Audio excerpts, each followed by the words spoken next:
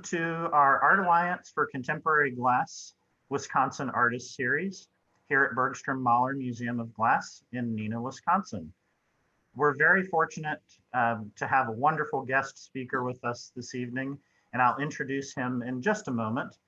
But before we get started, my name is Casey Eichhorn. I am the Curator of Collections and Exhibitions here at Bergstrom-Mahler Museum of Glass. This program is brought to us by the Art Alliance for Contemporary Glass.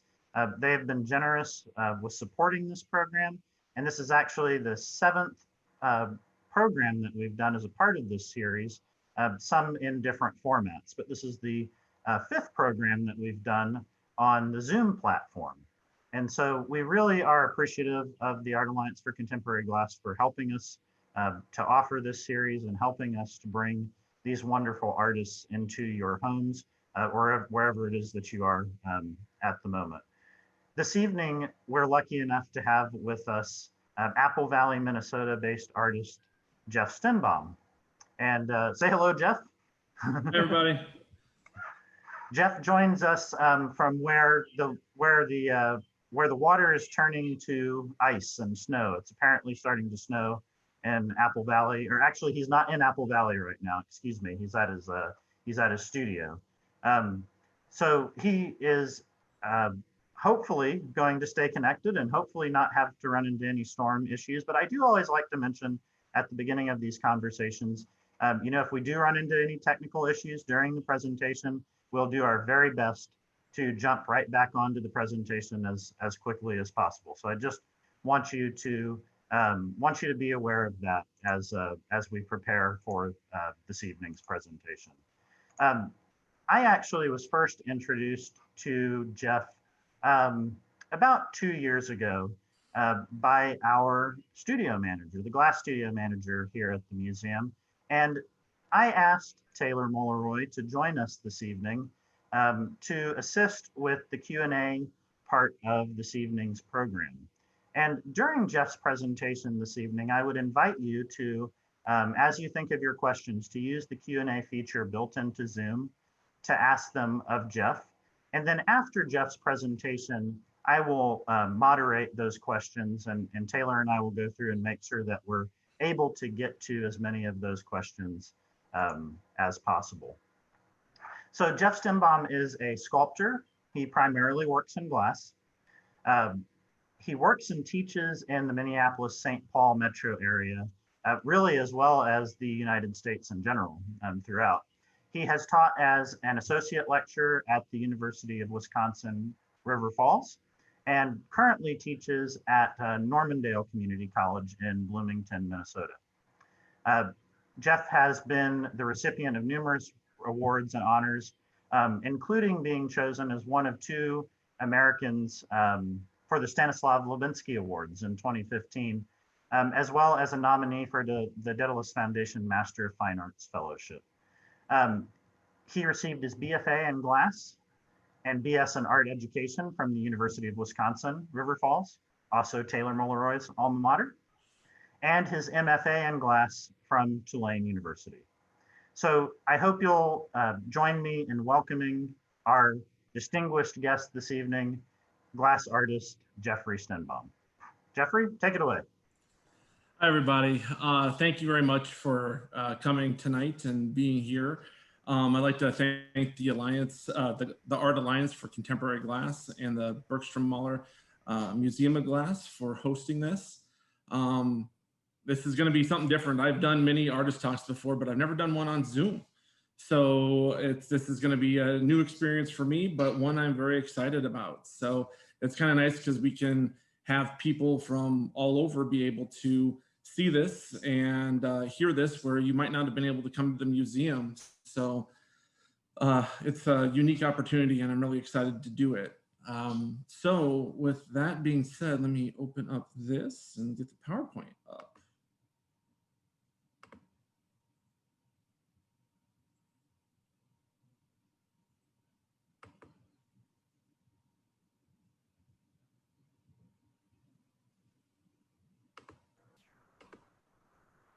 Okay, I think we're Looks good, Jeff. I can see it. Okay, cool. Oh, now it just disappeared on me. Do you? You see that? There we go. Yes, sir. Okay. Just let me know if something changes if you don't see something. Sure will. So and thank you, Casey, for introducing me. I appreciate that. So a lot of my background in the artwork that I do, that I predominantly do nowadays, is based around my experiences of being a soldier, and kind of how that happened was I was going to school. I was going to school for art. When I got out of high school, I decided to go to school. I was going to be a park ranger. I love the outdoors. I was a Boy Scout and Eagle Scout, and I love being outdoors. So I wanted to be a park ranger. And then I went to a 2-year school and I was really enjoying it. But I really liked the law enforcement side. So I decided to change my major and change schools. I ended up going to transfer into Normandale Community College and as a student, and I decided to do some gen eds, and I did gen eds I took some art classes, and I'd taken art in high school, but I really decided that I wanted to try some to get these gen eds out of the way, and I did, and I fell in love with art again. And I really felt that I wanted to do this. So I transferred to the U of M the following year, and I started doing art. And I was there for 3 years and had a very good time there and was making art, but I wasn't making meaningful things. And I really felt that I needed to do more. My artwork was missing something. So I decided I was going to take a break from school, and this was the spring of 2001. And I knew the fall of 2001, I was not going to be in school. I was going to take a break. And then 9/11 happened. And I did not lose anybody in 9/11. I knew nobody who died in the Twin Towers or at the Pentagon, but I felt compelled to do something. And I decided to join the United States Army. And I went into the Army 8 days after 9/11. I joined as a cavalry scout. And what a cavalry scout does is they do forward reconnaissance. They find the bad guy, to put it simply. I went to Fort Knox, Kentucky for basic training. And then from there, I went to, I was stationed in Germany, in Schweinfurt, Germany. I was there for about 4 months. And then my unit got deployed to the Balkans, to Kosovo for peacekeeping missions in the Balkans. We thought that that was horrible at the time, but little did we know we were going to be going to Iraq. My unit ended up going to Iraq for the second year of the war. And that's what this is. This slide is an image of a map of Iraq. And if you can see my cursor here, the city of Samara was the city that my unit was in charge of being and looking after and dealing with the insurgency that was going on and the unrest that was there. Also, the second year of the war was when the insurgency really started happening in Iraq. And needless to say, things were really bad. Also, Samara is the heart of the Sunni Triangle. It was a place that a lot of hostility was going on in that region. Needless to say, with what my job was and that when it was that I was there, it was really bad, and it had huge tolls on myself, both physically and mentally. I was diagnosed with post-traumatic stress disorder from those experiences of being there, from what I had to see and do on a daily basis. And it was tough. It was really tough. At that same time, I had my first son was born while I was there. And also my only sibling, my sister, passed away. So it was kind of a powder keg, and I was in really, really bad shape. And I was able to go back for her funeral and stuff, but I was in charge of soldiers. I couldn't do my job anymore. And I wanted to get help, but at that time, if you had PTSD, they didn't care. That wasn't a big deal back then, and it always has been. So I basically demanded to get help, and that didn't make my unit very happy, and I battled with them for quite a while, but I ended up getting help, and I was able to get out of the Army. But I was lost then. I got out of the Army, and I didn't know what I was going to do. I was kind of back at square one, but I knew I wanted to go back to school. So I went back to Normandale Community College, a place that I knew that was safe and that I could trust the people that were there. And I decided I think I had my freshman count to finish my 2-year degree. And then I also looked to see what other art classes they're offering. And they offered a class called Fused Glass. This is the first time they ever offered that class.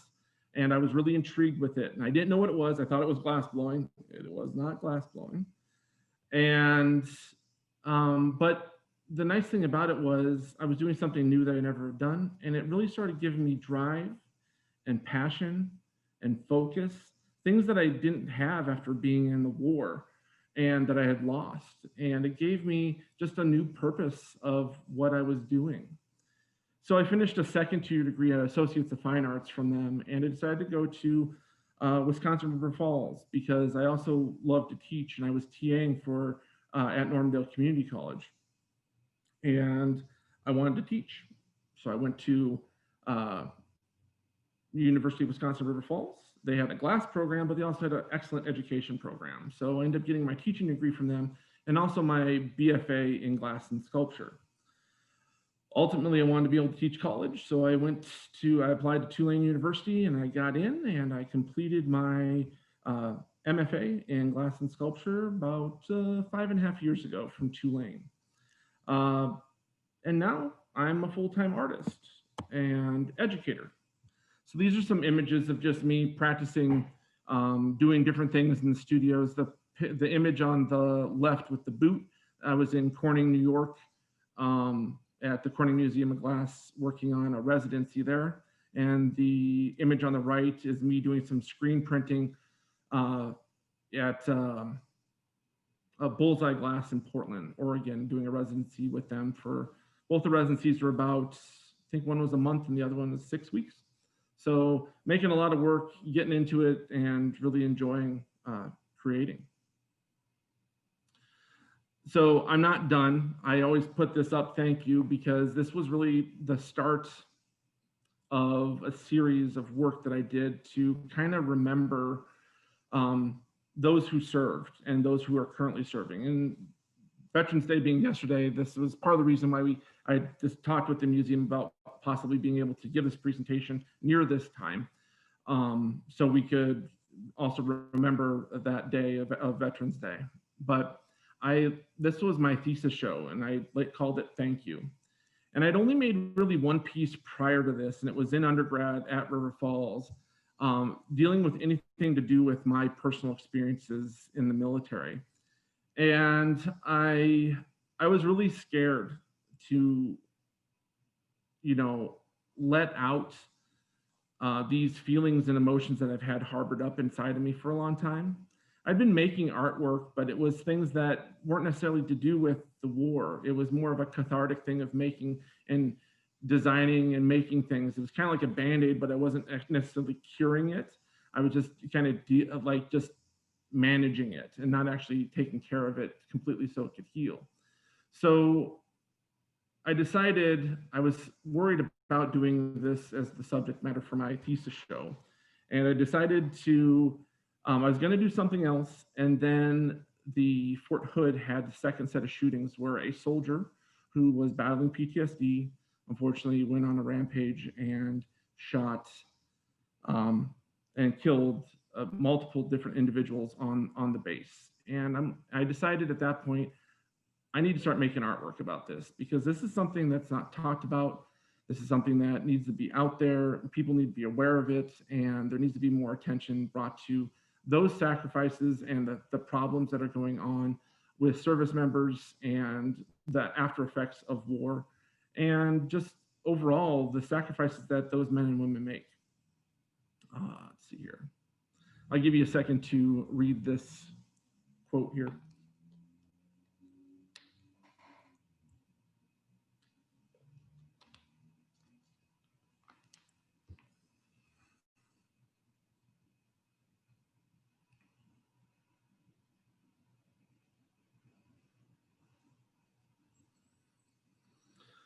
So one of the big things that I wanted to do in my thesis show was to start bridging that gap between those who served and those who hadn't. There's about, depending on the figures that you see, it's about 1% to about 5% of the nation either is currently serving or has served. It's a very small percentage of people that are out there that actually give us the freedoms that we enjoy every day. And that's my opinion personally. And they make those sacrifices for even things like we just had a couple weeks ago with voting. Like, I was really adamant about people to go out and vote because those are rights that I went and served to protect, and people have given their lives for those things. But I wanted to start bridging that gap. And one of the pieces that I had 4 pieces in my MFA exhibition. And one of them was this piece, Freedom's Threads. Now, I consider myself to be a sculptor, and I predominantly work in glass, but I don't always work in glass. Glass is not always the answer. But this piece here, I decided to weave an American flag out of worn US military uniforms of the different branches and at different times. It's also made out of parachute cord. So the warp is parachute cord and the weft is the worn uniforms. It's a very large piece. It's about 6 feet tall and 12 feet wide. I've got process shots in here of this piece, but it is stretches there's 5 branches of the military. The only branch that I don't have in here is the Coast Guard, but I have desert uniforms. I've got, more woodland uniforms. And then for whatever reason, I go back to this image here, you can see the blue in the corner here. The blue is actually what the Navy wears. And for whatever reason, they think they need to have camouflage on the ocean, but yeah, no offense to any Navy people that might be on, but yeah, it's interesting. So I wove this huge piece, and I have some process shots to kind of show you. These were the boxes of uniforms as I cut them into strips. These are a bunch of the strips that were cut laying on the ground. And I had to build this loom from scratch. And I built it in our wood shop at Tulane, and I disassembled it and reassembled it into my apartment down at Tulane. My parents had come down for Christmas, and they were leaving that later on that afternoon, and I got up early in the morning. I set all this up, and I needed my mom to help aid me as I put on the warp of the parachute cord onto the loom itself there. That's it completely together. You can see all the weird things in my apartment. Thank goodness I also live by myself.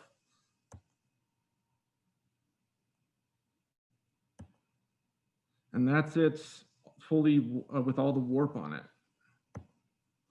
So the first piece of fabric that I put in here was actually one of my old uniforms. I wanted to start this piece off with my uniform. Felt it was really important to do that. And I just started weaving. This took, I want to say a couple months to totally do. It was very time consuming. I also borrowed the largest painting easels from the university. You can see those 3 in the background that's holding up the loom so I could work on this. This is about 25% done. 33, 50, 66, 75, and this is it, completely done. Yep, that's me in my Star Wars pajama pants on scaffolding, working on this because it started getting so high, it was very difficult to work on the warp itself to do it. I had a ceiling fan there, and I was about 3 inches away from my head from hitting a ceiling fan, but ended up being the best thing possible, and working with the scaffolding really made my life a lot easier. Another piece in that series was Endless Imprints, and these were based off of Little Green Army Men. I'm sure you guys know what those are and the bases that they stand on. This has a lot to do with those after effects that happen with being in the military or going someplace. The imprints that are there that are left in your mind will always be there, just like you leave footprints from places that you've been. The other part of it too was starting to really bridge the gap in between those who have served and those who have not. I wanted it to be somewhat interactive. I will go back to this slide because I do have something to say about it, but I encouraged people to stand on the pieces during my MFA thesis. It was really important to me that people did that. They're actually literally standing in the footprints of those who served.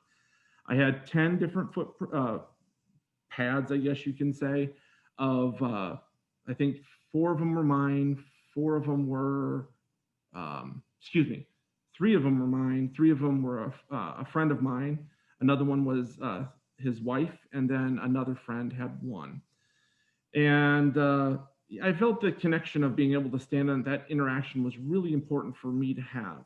Now, I've shown this piece in lots of different places now, and fortunately, this was the only time that anybody has ever been able to stand on them for obviously insurance reasons and stuff like that. But interaction is important, and if any place that I've shown this since, if they allow people to at least touch it with their hand, I ask that they can do that, but I also understand if they would not let that. This is one of the largest castings that I've personally done. It's 5 feet long, and it's a kneeling pose. I'm sure you've probably seen that little Green Army man who's kneeling with the rifle up. That is what that piece is. You can even see the knee print right here and just the front part of the foot. And you can kind of see how that layout is in the gallery.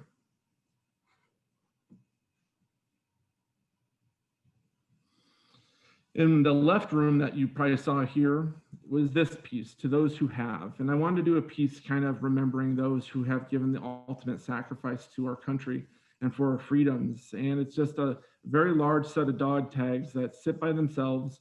And just to remember, there's no name on them. There's no nothing. It could be anybody. It is a very large piece. It is 12 feet tall, and the dog tags themselves are 16 inches wide, and they're about, I want to say 2.5 feet tall, each tag themselves. And it's interesting, as you would walk into this room and there's more people and the airflow that ends up happening, they actually kind of move around a little bit. It was really amazing to see this piece. It's very darkly lit. This is also the only piece that was blown in my thesis show was the clasp here. And then this probably helps you with scale a little bit to kind of understand how big the piece was. And you can see that in perspective with the rest of the gallery. The last piece in that exhibition was Everlasting Impact. And this is probably the most personal piece that I've made to date. The piece itself is about PTSD, and the ghostly boots themselves that are in there were my combat boots that I wore when I was in Iraq that I made a mold of and cast them in glass. They sit in a bed of 5.56 rounds, which is the round that's used and fired with the M16. They all are spent, but the effect that's there, it's only one set of boots. And I'm using the mirrored glass to give a repeating image inside of it. You can see how this just repeats and keeps on going. It was important to me to do this because you don't see PTSD. PTSD happens to so many people, and it's not just military people and those who've been in war. PTSD happens to everyday normal people that are here. We all go through a lot of stuff, and life is hard. I understand that. We're all going through a lot of stuff right now. And PTSD can affect anybody, and it's nothing that's wrong and it's nothing that's bad. It's just something that we have to deal with and get help with. And art has given me that opportunity to get help, and it's been very cathartic for me. But as far as military-wise goes, the reason why I wanted to do this was it's this repeating row of soldiers that's there that you just don't see. It just keeps on going, and for however long that there's war, there will also be people that are dealing with PTSD.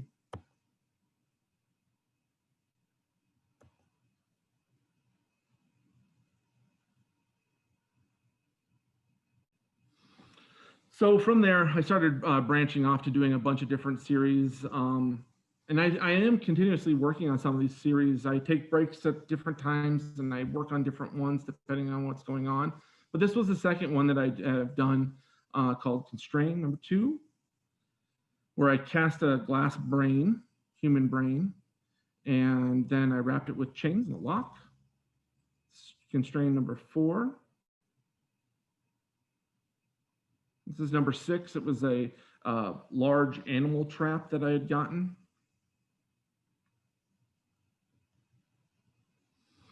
In just a matter of time, this piece has a lot to do with PTSD and those things that we continuously deal with, and where I cast a very small brain and a model that I made of the brain, and added the grenade top to it. And it's just talking about PTSD, and at a certain time, it is just a matter of time before the after effects of the things that we do have to deal with come out.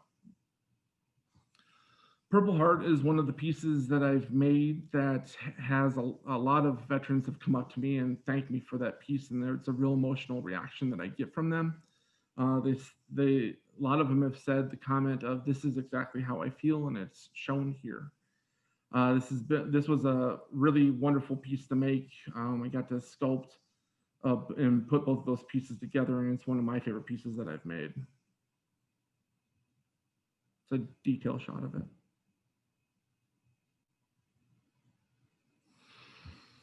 A Place of Change. This was a series that I debuted at Bergstrom-Mahler Museum of Glass, and it's a series of maps that I made of where I was in Iraq. And this is, and they're different satellite views. And as a cavalry scout, maps were very important for everything that we did. We were the eyes and ears of the battlefield for the commander, and we needed to let him know where and what was going on.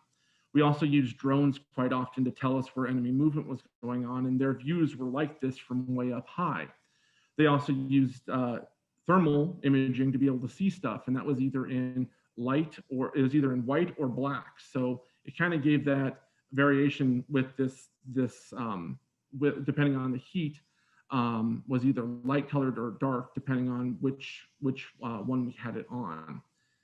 The other part of this, on the technical side that I was working on, was trying to imitate Cameo Engraving. Cameo Engraving is one of the, I call it sexy glass because I think it's absolutely gorgeous. But I was trying to see if I could get some of those effects with casting. And so I experimented with this quite a bit, and it's something I'm still playing with, and I definitely want to get back to it, but there's so many different things I'm working on. We'll just have to find the time someday, I guess.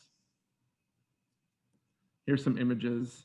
So this is, in this area right here is Samara. This is the Tigris River here, but this is like where it's kind of been backed up because there's a dam right here.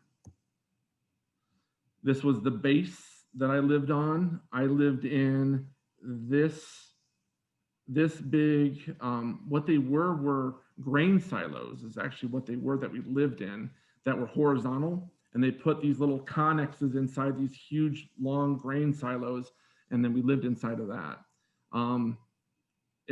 They said they ranked all the bases in Iraq, and our base was the second worst one in Iraq to live in. It was not fun. This piece here this is that dam I talked about, and this is the Iraqi National Guard compound. And I lost a lot of friends here on one day, and it was a really huge changing point in my life and my psyche when I was there that day, and how chaotic, and wanted to make a piece that had that in there.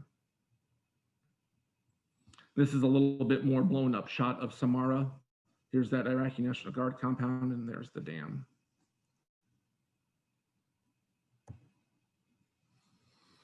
Not a game. This was a series that I made specifically talking about the effects of, like, when I was a kid, I played war with my friends. It's just what we did. We go out and pretend like we're out there fighting the bad guys and this and that. And thinking back now and actually living that and being in that it is so crazy that we did that. War is a horrible thing. And it's crazy to me to think back that I used to play war and what that was and how bad that was. And I wanted to make a piece talking about that. So it's just, it's barbed wire, it's some spent wire in it.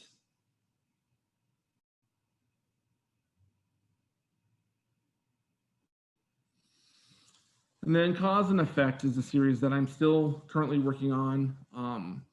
This one was the debut piece, and this shot was actually done in the Bergstrom-Mahler Museum of Glass. So this is one of my favorite shots. It's in the entryway of the museum, and Lino's pieces are up above my piece, and I feel really, really special for having that, of being where it's at, and I really, really love the shot. Yeah, it's really cool. So this is another version of it that I made using different camouflage colors. This piece has a lot to do with friends of mine that I lost. In Iraq, I lost, when I said the National Guard compound, it was 5 friends I lost on the same day. And this is based off of a Newton swing, those little balls that go tick, tick, tick, tick on a desk. That's the same way with this piece here. And the after effects of certain decisions by commanders is what actually ended up causing those individuals to lose their life. And I wanted to make a piece kind of talking about that, and that this little thing that's really a toy kind of thing that's on a desk, and there's after effects of what your decisions are. This is a series that that I've been doing a lot of work with, the Lasting Impression series. It has a lot to just do with the more to do with like war and those really deep, kind of gruesome things that you think about that go on with war and that are just kind of in your head. I really have been enjoying working with this series quite a bit. It's challenging sometimes, but it's a lot of fun too. My color scheme that I use in most of my work tends to usually lean white and black. Once in a while, I'll add a little bit of color, but I don't use a lot of color. I think color sometimes can take away from the message that you're trying to put out there. It gets more to the point.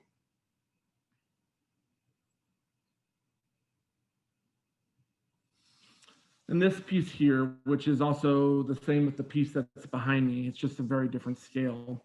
This piece every year is about veteran suicide. In America, there are 20 veterans a day on average. This group of individuals in America committing suicide per capita. And I felt compelled to do a piece on it. Back in, I think it was let's see here, I think it was 2014, they had done a survey and did some research, the government did, and they came up with the number 22, being 22 veterans a day committing suicide. That was really fishy. They said that they gave their research conclusions, and it didn't make any sense of how they came to that number.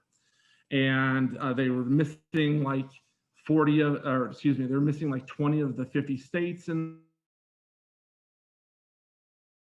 the survey. They did the survey of limited age group, and they didn't do it complete. So they did a complete one in 2016, and it came out that the number went down, which was surprising.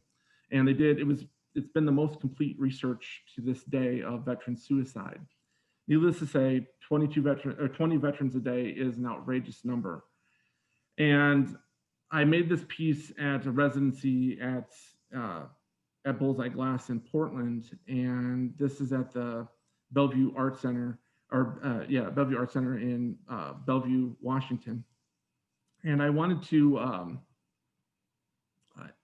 make a piece that was large, and I wanted to make a piece that was impactful. 20 veterans a day is 7,300 veterans a year.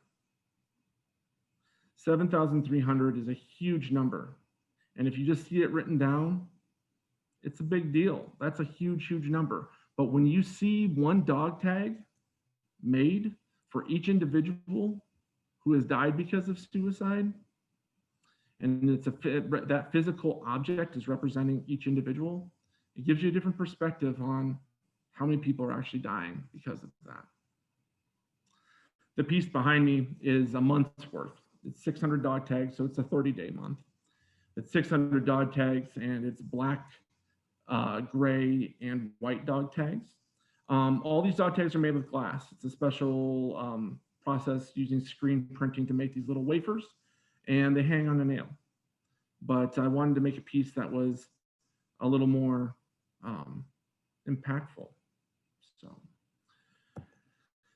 before we go to Q&A, I want to let you guys kind of know what I've been kind of up to lately. I've been really busy. I've been teaching part-time to full-time, depending on the semester at Normandale Community College in the last couple of years.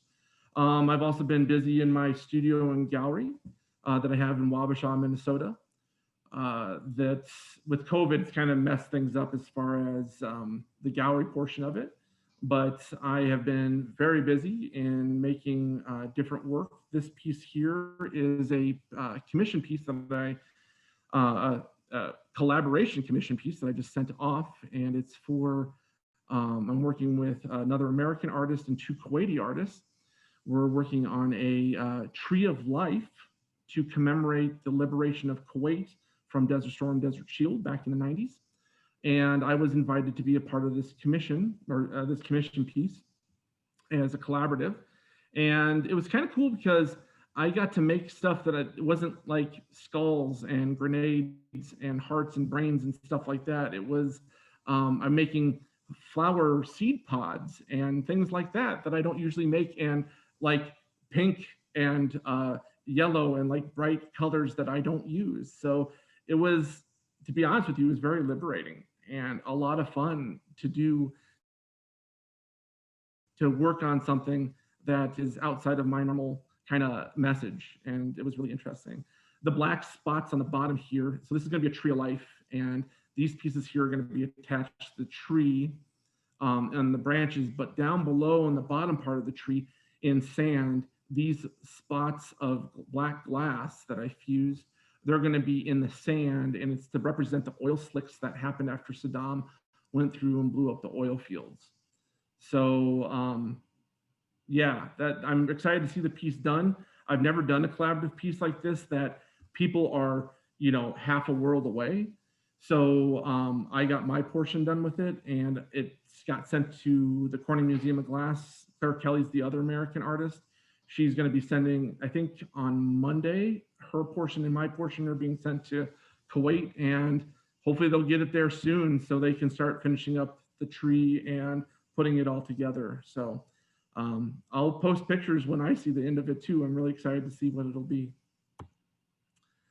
The last thing that's been really consuming my time quite a bit is my fiance and my little guy. I don't actually post a lot of pictures on social media of my personal life. And actually, this is probably one of the first times I'm actually talking about it to a big public with pictures. But this is the lower left-hand picture is me and my fiance, Amanda, and our little guy, Lathan. And on Halloween, so a couple weeks ago, is a Tyrannosaurus. And we put him in a pumpkin too, and he did not like that. He's about to be 11 months old. So yeah, he's getting to be big, but he's also a huge part of what's been consuming my time quite a bit. And it's, I have no problem with that. I don't mind dialing back a little bit, and he's so much fun, and we love him to death. So, but with that being said, that's kind of what I've been up to and what I've been doing, and a little bit about me and my artwork. So yeah, thank you everybody for listening to me and hearing what I had to say. Thank you, Jeff. That we very much appreciate you going through that. And I do have just a minor correction here, brought to you by the Glass Studio manager, Taylor Mulleroy. She mentions here that you referred to the dinosaur as a Tyrannosaurus, and in fact, it appears it's to be a Triceratops. Yes. Sorry, it is a Triceratops. Yes, I'm sorry. Just wanted to make sure that that was corrected before we went any further. Yes, that's really important. I also I have an MFA. I don't have a degree in whatever that is, paleontology. Is that what that is? That sounds good. Yeah. But yes, it is a triceratops. Sorry, I got my dinosaurs wrong. And while we're on the subject of Taylor Moliroy, it would not be appropriate for me not to thank Taylor for Taylor's a friend from a long time ago. And not only is she a friend, but she's been an assistant of mine and a student of mine back in the day. And she's helped me so much with my career. So Taylor, thank you so much. You are one of my best assistants that I've ever had. So thank you. This is recorded. This is going on YouTube. And it's the truth. Now I'll never let you forget it. So, we have a couple questions from the audience, but we also still have a little bit of time built into the program. So if you do have a question that you think of during the first couple that we're posting to Jeff here, please feel free to ask him in the Q&A feature, and we'll do our best to get to them and to answer them. So maybe the first question that was asked, and I'll bring that up here on the chat. Let me just pull it back up. Pat Rosnack, and Pat is one of our docents, one of our fantastic volunteer docents here at the museum. She was asking if you could explain a little bit more about the glass that you're using for the maps, and maybe if you could just briefly walk us through the process for creating the cast maps, Jeff. Sure. I don't want to get too bogged down with process, but I'm happy to talk about it briefly. So let me go back real quick here. I'm still got screen sharing up, right? Yes, you do. So you guys can see, I'll just go back to the maps then, if I can, if it's letting me. Let me try this again. Let's do this. No. Let's try it. We're all good, I think. So the maps themselves that are here, I'll just stick with this one. The process that I'm doing is I'm doing a casting. So initially what I did was I used 3D technology quite a bit. I was not introduced to 3D fabrication until I got to grad school. So we're talking about things like 3D printers, laser cutters, CNC routers, laser water jet cutters. That's 3D fabrication. And I became really, I was really against it at first. My colleague in glass, it was the first class that he was in the first class they ever offered of 3D fabrication at Tulane. And he kept on coming to my studio and showing me these little things that he kept on 3D printing. I'm like, that's not art. Like, I just was really negative towards it. And it was kind of crazy. Like, he kept on bringing these things in my studio like every week. And little by little that semester, I did a whole 180. And 3D fabrication is a huge part of my practice now. The final 3 semesters while I was at Tulane, every semester I took 3D fabrication. And I think it is an essential tool to be able to make a lot of things and make things quicker, make things super precise and accurate. And I just think it's another tool in my tool bag to help me be able to make things.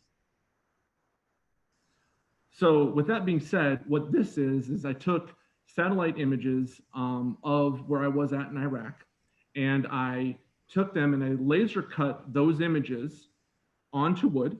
I then made a rubber mold out of those wood burnt laser cut images to give it its depth. Then I took the wood out and I poured wax into the rubber mold then. And then I just did the normal sequence as far as doing lost wax casting with them. Now, the way that I got the effect of color that's there is I put down white powder first into the mold. And then I backed it with black sheet glass. And that's what's giving it that black kind of hazy, kind of foggy kind of effect that's there. So I also have some stuff here in person. Oh, I'm sorry. Go ahead. No, I was gonna add to that I feel like that's what adds some of the dimension to the piece, as well as some of the depth.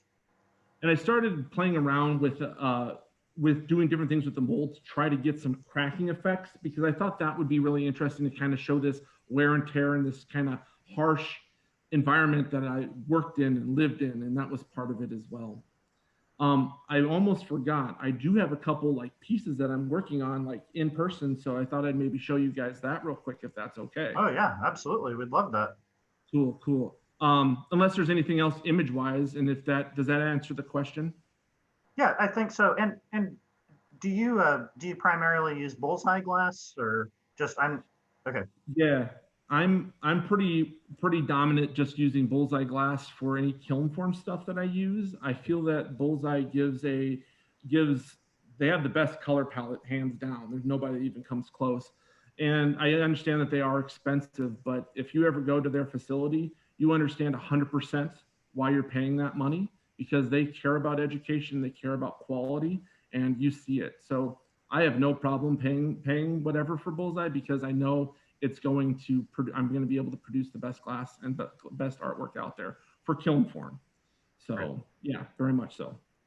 Yeah, we'd absolutely love to see what it is you're working. We do have a few other questions, but I don't think any of them will necessarily need an image Okay. to ask. So yeah, please take us through. So I'll show you I have one of the castings of those seed pods. This one's actually like it's actually like a pine cone. So I made that whole thing, all those that were there. It is 80. It's 80. This is 81. One of these is going to be going to Claire. Claire's not on here, but I'm sending this to Claire, and the two other Kuwaits, they're each going to be given one. And then, yeah, so that was 80 castings that I did as a part of that. So I wanted to kind of show that. But they're different seed pods that I just sculpted out of plasticine and then made a rubber mold and then did the lost wax process with it to create them. Another piece, this is a smaller one, and it's similar to the pieces. Now this is about a foot long, and this is a smaller piece that I've done, but it's kind of to do with those big slab pieces that you saw before. But I'm really liking the irregular sides here instead of being very geometric of those squares and rectangles. This to me is the direction of that work in that series where I want it to go. So this is a small version, kind of a practice piece to kind of see what might work. And the other thing that I'm going to show you guys is I made this piece a while back ago. It's a cameo engraving of it's a skeleton hand, but it's a hand grenade skeleton hand. And it's cameo engraved. And like I said, I think Cameo's sexy glass. And I really, really like it a lot. And I want to play with it a lot more. So what I'm going to be doing, and I made that piece a while back ago as a practice piece. But what I'm going to be doing is I've cast it up. I'm going to do it on the side so you can see it better. These are dog tags that I'm going to then cameo engrave the inside here where the information of the soldier would be of different imagery of different things that are related to war or things or thoughts and this and that. And that's where I'm going to be going. And then I'll drill this hole out here and then they'll hang. And there'll be different ones, a whole bunch of different ones. And that's kind of, I probably have behind me here, behind this wall is the studio portion. And I probably have, I think I got about 10 of these all casted up. You can see the blue glass behind it. I also have black glass. Instead of the blue, I have black. But yeah, it's kind of the new area that I'm kind of pushing in towards. And I'm also going to do some of the other big thing is with this size dog tag, or maybe even the large size dog tag, some of those relief pieces like this. I'm planning on doing some of the relief pieces on dog tags. So that's kind of like real time right now, what's going on. And there's probably like 20, 25 pieces back there in different stages of completion and playing around and seeing what works and what doesn't. And, you know, I work on a lot of techniques as well as that haven't been developed and pushing techniques in different ways of better ways to cast, I think, and being efficient with it. So I'm always trying new things out, not just conceptual, but technique things too, to be more efficient in how things work. But anyways, just wanted to share that with you guys. No, thank you. That's wonderful. It's wonderful to be able to see what it is that you're working on right now. I think I think that's really important. I had a question question here from an anonymous attendee. It says, well, okay, so essentially it's asking, why is it that, what drew you to kiln casting over, say, glass blowing or flame working? What was it about kiln casting that you found particularly interesting, or why did you make your way to kiln casting over, you know, some other methods of glass artistry?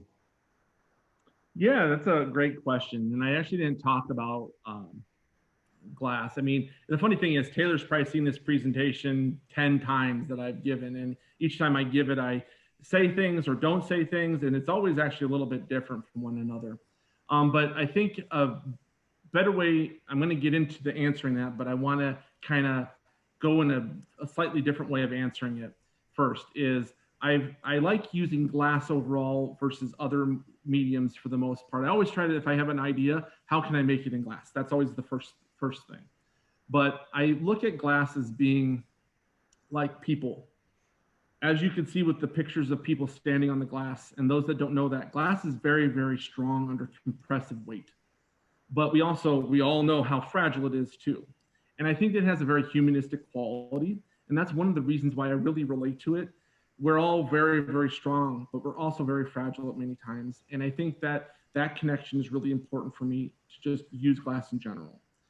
As far as technique-wise goes, part of one of my goals was to learn different techniques. My first experience with glass was actually neon, which is a weird way to get into glass. But I know how to do things like neon and torch work and kiln form and glass blowing. I know how to do all those, but there's something about kiln form that I really like because of, like, glass blowing is awesome. And I'm not going to say that any of the other techniques are bad or anything like that. It's just that I can get exact duplicates of a thing. I can sculpt it and get exactly what I want with kiln form casting. And you can get some pretty spot on things with torch work and glass blowing, but it's not perfect. And I also enjoy the working with the material in the way of, like, with my hands and being able to sculpt that a little bit more. And it's a little bit different versus where glass blowing, where you're actually using tools, you're not actually touching it necessarily with your hands. And I like the time that I have with the pieces. Those that don't know, kiln casting is a very laborious, time-consuming type of thing, and I really like that dedicated time, which also helps me deal with my demons and the things that I go through. And it's very cathartic to have that time with the work. Well, thank you. You and I have chatted about this, and you know, we had a conversation about this in advance, but that even expanded on the question for me too. I do appreciate that. A couple questions concerning veterans that have come up here. And I do want to mention that, you know, originally as a part of this program, you were going to visit on site at the museum, and in addition to this evening's program, we had a couple classes in place that we were going to offer through the Glass Studio. And because of COVID, we've had to reschedule that for a later date. And I hope that we're able to, you know, to offer that again in the future. But I mentioned that because I have a couple questions again about veterans work and your work with veterans. So one of them comes from our executive director, Amy Moorfield. She asks if you've considered working with retired veterans to document their personal experiences. Has that been something that you've thought about or considered, or have you done something like this at this point that I'm not necessarily aware of? Yeah, I've had opportunities to work with veterans in multiple different things over the last 5.5 years. Not as many opportunities as I would like. I'd love to have more, but there's also time is so tight. I've been thinking about trying to do something where I work with veterans and do a wall piece where they all would make like smaller castings, and we'd have it as a piece that would go up someplace. And it'd be a collaborative piece with everybody with what they want to express, not necessarily their experiences, because I feel glass is really, really fantastic in the way of being able to get your mind necessarily off of the bad thing that you were thinking about and kind of getting you, kind of can put yourself in a different context for a little while and just focus on whatever's going on.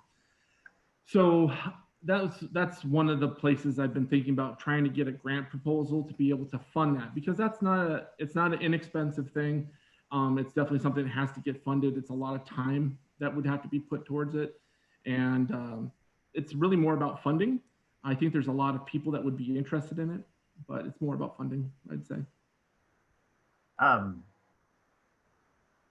Pat Macklin asks if you could state again the name of the project that involved the woven flag, what the name of that piece was. Oh, Freedom's Threads. Thank you. Freedom Threads.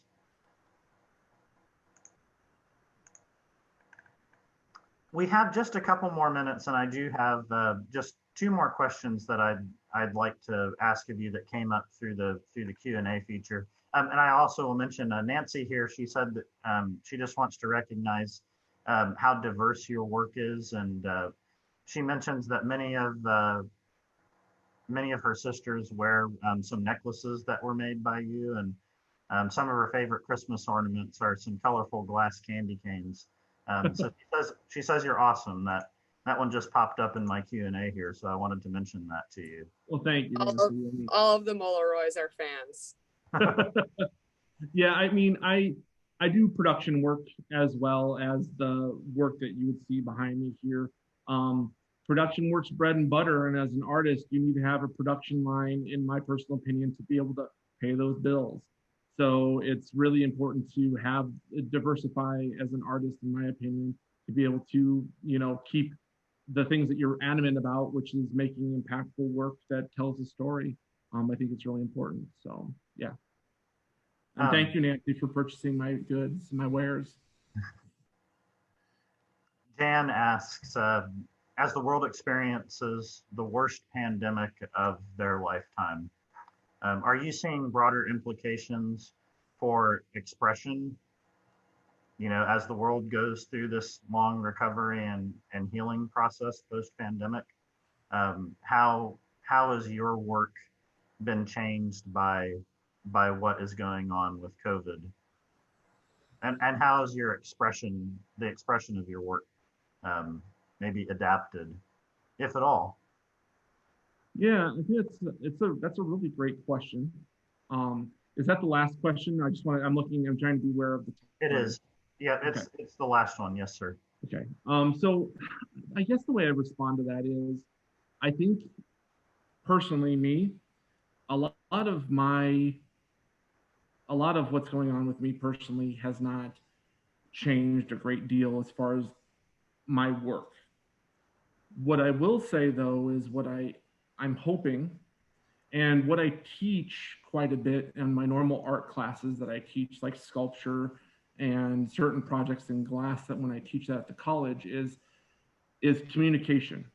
And I view myself not just as an art instructor, but I view myself as a communications instructor as well. And I feel art is a way to be able to express yourself in a way that the written form and the spoken form can't do, just can't. And it's really important that we have those ways of being able to communicate. And I feel glass itself gave me back my voice when I was dealing with PTSD. It is really what keeps me grounded, and it really helps me deal with the things that I will always live with from being in the war. And I hope that my students and others that see my work look at art and appreciate it and understand that it's so much more than just beautiful things that we love to look at.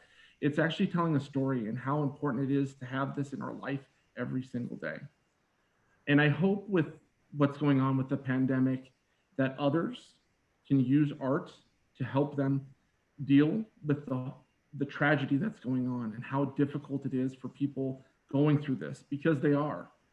And this is going to be something that's going to be affecting us for a long time. Even after there is a vaccine, people are going to be dealing with this emotionally and mentally for a very long time.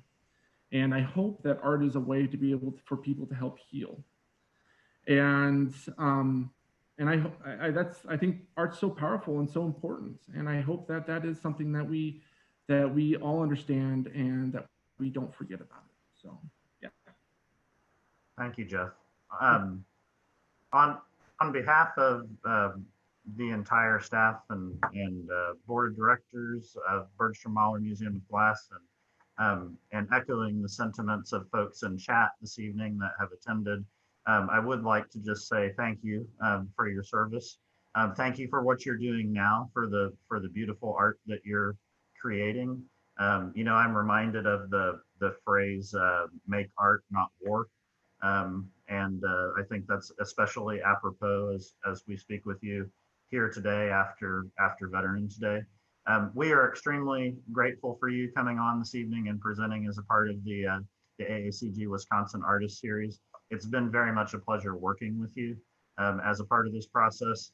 And I do hope that, you know, when COVID subsides, and it's when, not if, but when, that we can have you back at the museum and we can offer some more wonderful classes with you and hopefully exhibit your wonderful work here going forward. Sounds good. Thank you, everybody, for coming, and thank you for the opportunity for me to talk and share my work with you. You guys have a good evening. Be safe, and have good holidays coming up here. So take it easy. Thank you very much, Jeff. Thank you, everyone, for joining us. Have a wonderful evening.